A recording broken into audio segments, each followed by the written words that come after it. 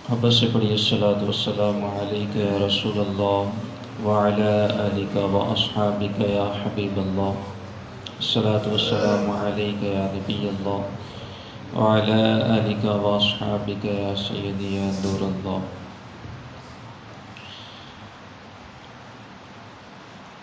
آج کا ہمارا درس بخاری کتاب الوضو سے حدیث نمبر 144 سے ہے۔ چنانچہ امام بخاری رضی اللہ تعالی عنہ نے یہاں پر ایک حدیث نقل کی ہے، اس کے تحت ایک بڑا اہم مسئلہ ثابت ہوتا ہے۔ چنانچہ امام بخاری رضی اللہ تعالی عنہ فرماتے ہیں، برکت کی نیت سے حدیث کے الفاظ بھی سماعت کیجیے۔ فرمایا حدثنا آدم قال حدثنا ابن ابی ذئب قال حدثني الزہری عن عطاء بن یزید اللیثی عن ابی ایوب الانصاری رضی اللہ تعالی عنہ قال قال رسول اللہ صلی اللہ علیہ وسلم اذا اتى احدکم الغائط فلا يستقبل القبلة ولا يولها ظهره شرقوا او غربوا۔ حضرت ابو ایوب انصاری رضی اللہ تعالی عنہ فرماتے ہیں، رسول اللہ صلی اللہ علیہ وآلہ وسلم نے ارشاد فرمایا، جب تم میں سے کوئی شخص پخانہ کرنے جائے تو نہ قبلہ کی طرف منہ کرے اور نہ اس کی طرف پیٹھ کرے، مشرق کی طرف منہ کر لے یا مغرب کی طرف منہ کر لے۔ اب اس حدیث کو امام بخاری رضی اللہ تعالی عنہ نے یہاں پر بھی بیان کیا ہے اور کتاب الصلاۃ کے اندر بھی اس حدیث کو نقل فرمایا ہے۔ پہلی بات تو یہ ہے کہ جو اس حدیث سے قابل غور مسئلہ ہے وہ یہ ہے کہ جب ہم پیشاب یا پخانہ کریں گے، برہنہ حالت کے اندر ہوں گے، تو ہمارا رخ اور جو ہماری پیٹھ ہے یہ قبلہ کی طرف نہیں ہونی چاہیے۔ قبلہ کی طرف نہ تو رخ کرنے کی اجازت ہے اور نہ ہی برہنہ حالت کے اندر پیٹھ کرنے کی اجازت ہے۔ جب بھی پیشاب کریں یا پخانہ کریں تو ایسی صورت کے اندر دائیں طرف مڑ جائیں یا بائیں طرف مڑ جائیں۔ اب یہ جو رسول اللہ صلی اللہ علیہ وسلم کی حدیث شریف کے الفاظ ہیں کہ شرقوا او غربوا، مشرق کی طرف منہ کر لو یا مغرب کی طرف منہ کر لو، یہ امر ہے جو کہ وجوب کے لیے ہے، یعنی اس کے اوپر عمل کرنا واجب ہے۔ لہٰذا اس حالت کے اندر ہر شخص کے اوپر واجب ہے کہ وہ قبلہ کی طرف نہ تو منہ کر سکتا ہے اور نہ ہی پیٹھ کر سکتا ہے، دائیں طرف یا بائیں طرف اس کے اوپر گھوم جانا یہ شریعت کے اعتبار سے واجب ہے۔ بصورت دیگر اگر کوئی جان بوجھ کر ایسا عمل کرے گا تو وہ گناہ گار ہوگا۔ اور یہاں پر امام بخاری رضی اللہ تعالی عنہ نے جو اس حدیث کو نقل فرمایا ہے وہ یہ ہے کہ وہ مشرق کی طرف منہ کر لے یا مغرب کی طرف منہ کر لے۔ اب دیکھا جائے تو ہمارا جو قبلہ ہے وہ مغرب کی طرف ہے اور یہ سائڈ جو ہے یہ مشرق کی طرف ہے، یعنی ہم اگر مشرق کی طرف منہ کرتے ہیں یا مغرب کی طرف منہ کرتے ہیں تو ہمارا جو برہنہ حالت ہے وہ قبلہ کی طرف ہو جائے گی۔ تو رسول اللہ صلی اللہ علیہ وسلم فرما رہے ہیں کہ مشرق کی طرف کر لے یا مغرب کی طرف منہ کر لے، تو اصل میں حضور صلی اللہ علیہ وسلم نے یہ جو حدیث شریف ارشاد فرمائی ہے یہ اہل مدینہ کے لیے ہے۔ تو اہل مدینہ کے لیے چونکہ جو قبلہ ہے وہ شمالاً اور جنوباً ہے، اس لیے ان کا جو مشرق ہے اور جو مغرب ہے، اگر مدینہ میں آپ جو ہے نا وہ مشرق کی طرف منہ کرتے ہیں یا مغرب کی طرف منہ کرتے ہیں تو آپ کی قبلہ کی طرف نہ تو پیٹھ ہوگی اور نہ ہی رخ ہوگا۔ یا وہ علاقے یا وہ ممالک کہ جن کا جو قبلہ ہے وہ مدینہ طیبہ کے مطابق ہے، تو وہاں پہ حکم یہی ہے کہ یا تو ہم پیشاب پخانہ کے وقت مشرق کی طرف منہ کریں گے یا مغرب کی طرف منہ کریں گے۔ اور ہمارا چونکہ پاکستان یا جو دوسرے علاقے ہیں، ہمارا چونکہ جو قبلہ ہے وہ مغرب کی طرف ہے، نہ تو ہم مغرب کی طرف منہ کر سکتے ہیں نہ ہم مشرق کی طرف منہ کر سکتے ہیں، ہم یا تو شمال کی طرف منہ کریں گے یا ہم جنوب کی طرف منہ کریں گے۔ اس لیے حدیث میں اور حقیقت کے اندر کوئی تعارض نہیں ہے۔ اصل میں یہ جو حدیث رسول اللہ صلی اللہ علیہ وسلم نے ارشاد فرمائی ہے یہ اہل مدینہ کے لیے اور ان علاقوں کے لیے ہے کہ جن کا قبلہ شمالاً جنوباً ہے، مشرق مغرب میں قبلہ موجود نہیں ہے۔ اور پھر اسی کے حوالے سے امام بخاری رضی اللہ تعالی عنہ نے کتاب الصلاۃ کے اندر جو حدیث بیان کی ہے اس کو بھی آپ سماعت کیجئے۔ امام بخاری رضی اللہ تعالی عنہ نے کتاب الصلاۃ کے اندر ارشاد فرمایا، حدیث نمبر ہے 394، اس سے پہلے ایک تعلیق بیان کی ہے، فرمایا لقول النبی صلی اللہ علیہ وسلم لا تستقبلوا القبلۃ بغائط او بول ولکن شرقوا او غربوا۔ حضور فرماتے ہیں پیشاب یا پخانہ کرتے وقت قبلہ کی طرف رخ نہ کرو، مشرق کی طرف گھوم جاؤ یا مغرب کی طرف گھوم جاؤ، یعنی اہل مدینہ کے لیے حکم یہی ہے۔ اور پھر جو آگے والی حدیث ہے اس میں آپ نے واضح طور پہ جو ہے نا وہ ایک حدیث نقل فرمائی ہے جس میں حضرت ابو ایوب انصاری رضی اللہ تعالیٰ عنہ کا جو عمل تھا اس کو بھی بڑا واضح طور پہ انہوں نے ثابت فرمایا۔ چنانچہ حدیث شریف سماعت کیجیے۔ فرمایا حدثنا علی بن عبد اللہ قال حدثنا سفیان قال حدثنا الزہری عن عطاء بن یزید عن ابی ایوب الانصاری رضی اللہ تعالی عنہ ان النبی صلی اللہ علیہ وسلم قال اذا اتیتم الغائط فلا تستقبلوا القبلۃ ولا تستدبروها۔ حضرت ابو ایوب انصاری رضی اللہ تعالیٰ عنہ فرماتے ہیں کہ نبی کریم صلی اللہ علیہ وسلم نے ارشاد فرمایا، جب تم میں کوئی پیشاب یا پخانے کے لیے قضاء حاجت کے لیے آئے تو نہ وہ قبلہ کی طرف رخ کرے اور نہ قبلہ کی طرف پیٹ کرے، ولیکن شرقوا او غربوا، چاہیے کہ دائیں یا بائیں مشرق یا مغرب گھوم جائے۔ قال ابو ایوب فقدمنا الشام فوجدنا مراحیض بنیت قبل القبلہ۔ فرماتے ہیں کہ ہم شام کے اندر پہنچے تو ہم نے وہاں پر جو بیت الخلاء تھے ان کو پایا کہ جن کو قبلہ کی طرف بنایا گیا تھا، یعنی ان کا رخ ٹیڑھا تھا۔ اگر ہم بیت الخلاء کے مطابق بیٹھتے ہیں تو ہمارا چہرہ قبلہ کی طرف ہوتا ہے یا پیٹھ قبلہ کی طرف ہوتی ہے، تو فرماتے ہیں کہ فنن حارف ہو، ہم کیا کرتے جب شام کے اندر بیت الخلاء میں بیٹھتے تو ہم اپنا چہرہ گھما لیا کرتے تھے، ہم گھوم جایا کرتے تھے۔ ونستغفر اللہ تعالی، اور اللہ کی بارگاہ میں استغفار بھی کرتے تھے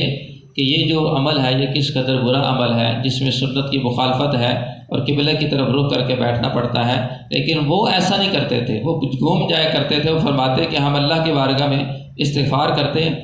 اور پھر امام زہری نے حضرت عطا سے، انہوں نے حضرت ابو ایوب انصاری سے اسی کی مثل سرکار صلی اللہ علیہ وسلم کی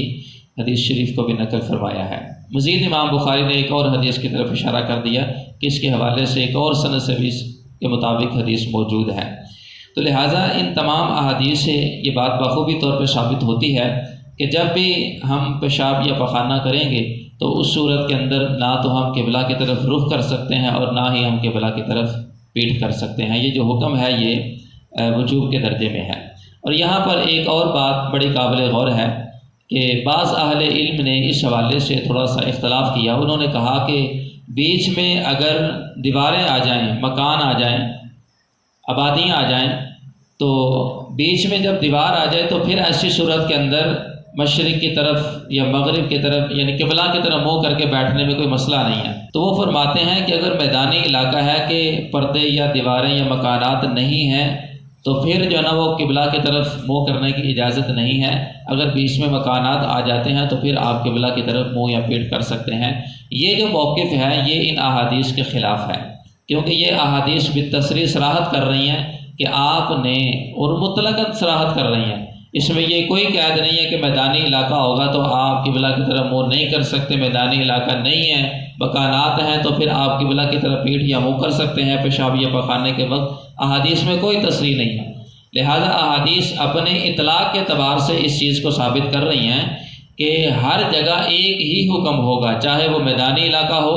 چاہے وہ آبادی ہو، چاہے وہ مکانات بنے ہو یا غسل خانے بنے ہو جس طرح ہمارے ہاں بنے ہوتے ہیں۔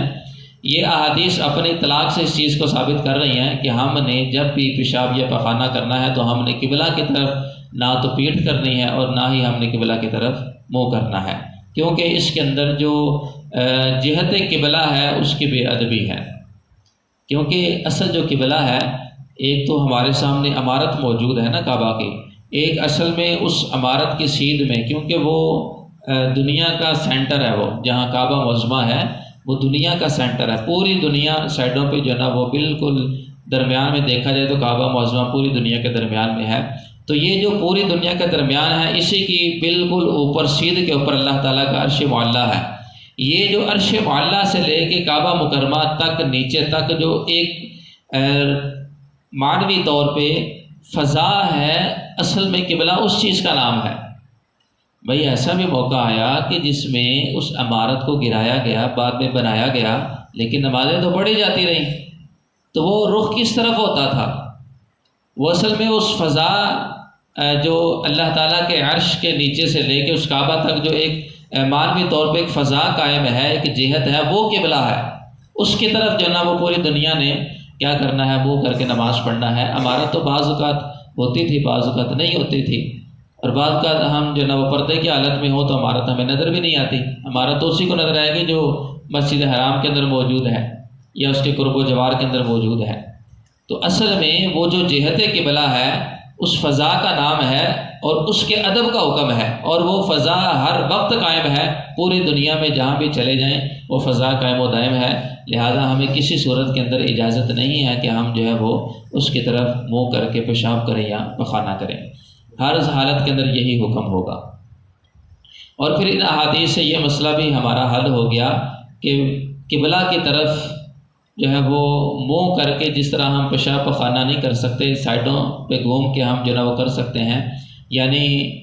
ہمارے اگر پاکستان کے اعتبار سے دیکھا جائے تو مشرق کی طرف بھی منہ نہیں کر کے بیٹھ سکتے اور مغرب کی طرف منہ کر کے بھی نہیں بیٹھ سکتے، کیونکہ اس میں قبلہ کی بے ادبی ہے۔ ہاں شمال کی طرف یا جنوب کی طرف آپ رخ کر کے جو ہے نا وہ پیشاب یا پخانہ کر سکتے ہیں۔ تو یہ جو بعض اوقات سننے میں آتا ہے نا کہ جو ہے نا وہ جنوب کی طرف آپ منہ کر کے نہیں بیٹھ سکتے یا جو ہے نا وہ اس طرف ٹانگیں نہیں کر سکتے، یہ اس کی جو اصل ہے وہ ہمیں شریعت کے اندر کہیں جگہ سے ملی نہیں ہے کہ کسی حدیث میں اس حوالے سے تصریح ہو کہ آپ اس طرف ٹانگیں نہیں کر سکتے، اس طرف کر سکتے ہیں۔ باقی شمالاً جنوباً جو ہے وہ جس طرح پیشاب پخانے کی رسول اللہ صلی اللہ علیہ وسلم نے اجازت دی ہے کہ تم اس طرف بھی رخ کر سکتے ہو اور اس طرف بھی رخ کر سکتے ہو، اور یہ حضور صلی اللہ علیہ وسلم کا باقاعدہ جو ہے نا وہ حکم موجود ہے احادیث کے اندر، شرقوا او غربوا، فرمایا کہ اس طرف منہ کر لو یا اس طرف منہ کر لو، تمہارے لیے اس میں کوئی مسئلہ نہیں ہے۔ تو جب پیشاب پخانہ کرتے وقت ہمیں اس کے اندر کوئی حرج نہیں ہے، تو سونے کے اندر اس میں کیسے مسئلہ ہو سکتا ہے؟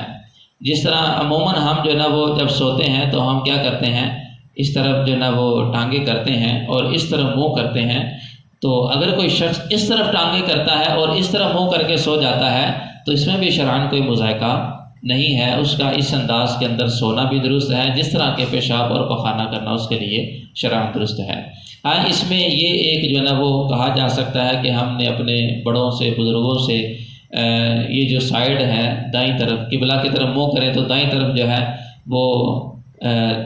سونے سے ٹانگیں کرنے سے منع کیا گیا ہے۔ اب یہ جو دائیں طرف ٹانگیں کرنے سے منع کیا گیا ہے، اس میں ایک حکمت یہ آپ کہہ سکتے ہیں کہ جب دائیں طرف سوتے ہیں تو یہ چونکہ قبلہ کی طرف منہ کریں تو یہ دائیں سائیڈ ہوتی ہے، اور جو دائیں سائیڈ ہوتی ہے وہ قابل احترام ہوتی ہے۔ اس اعتبار سے ہو سکتا ہے ہمارے جو بڑے بزرگ ہیں وہ اس کا ادب کرتے ہوں، لحاظ کرتے ہوں، اور دائیں طرف جو ہے وہ قابل احترام ہے، جس طرح احادیث بھی اس حوالے سے موجود ہے۔ تو اس وجہ سے جو ہے نا وہ منع کیا گیا ہو اور وہ احتیاط کرتے ہوں۔ یہ صرف ایک احتیاطی حکم ہے، اس کا گناہ گار ہونے کے ساتھ، جائز ناجائز ہونے کے ساتھ کوئی تعلق نہیں ہے۔ ایک احتیاطی حکم ہے کہ آپ جو ہے وہ اس طرف رخ کر کے آرام کریں اور ٹانگیں جو ہے وہ اس طرف کریں۔ اور پھر یہ بھی ہے کہ جب بندہ اس طرف رخ کر کے سوئے گا اور اپنی دائیں کروٹ کے اوپر سوئے گا تو دائیں کروٹ کے سونے کے اوپر اس کا جو رخ ہوگا وہ قبلہ کی طرف ہو جائے گا، اور جب مردے کو دفناتے ہیں تو وہ اسی انداز میں دفناتے ہیں اور اس کا جو رخ ہے وہ قبلہ کی طرف کرتے ہیں، اور رخ قبلہ کی طرف اسی صورت میں ہوگا کہ جب ہم اس طرف یعنی دائیں طرف اس کا منہ کریں گے اور بائیں طرف اس کی ٹانگیں کریں گے۔ تو دنیا کے اندر بھی سونے کے اندر جو ہے نا وہ جب ہم اس انداز میں سوتے ہیں کہ دائیں طرف رخ کریں اور بائیں طرف ٹانگیں کریں، تو جب ہم کروٹ کے اوپر سوئیں گے تو ہمارا جو چہرہ ہوگا وہ بھی کس طرف ہو جائے گا، قبلہ کی طرف ہو جائے گا۔ تو یہ اگر زیادہ سے زیادہ بھی اس میں اگر ہم کوئی بات کریں یا گفتگو کریں تو اس کو صرف اور صرف ایک احتیاط کے اوپر معمول کیا جا سکتا ہے، ایک بہتر طریقے کے اوپر معمول کیا جا سکتا ہے۔ اس کو فرض یا واجب کے اوپر معمول نہیں کیا جا سکتا کہ ہم کہیں کہ جناب اگر اس طرف آپ نے ٹانگ کر لی تو گناہ گار ہوں گے، اس طرف ٹانگ کرنا آپ کے لیے ضروری ہے، فرض ہے، واجب ہے، اس طرح کا شریعت کے اندر کوئی حکم موجود نہیں ہے۔ ان احادیث کے اوپر غور کیا جائے تو ہمیں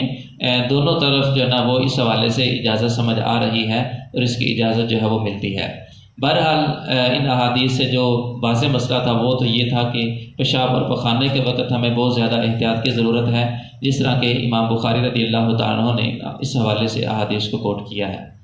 اللہ رب العزت ہمیں جو کچھ سنا ہے اس کو یاد رکھنے عمل کرنے کی توفیق عطا فرمائے،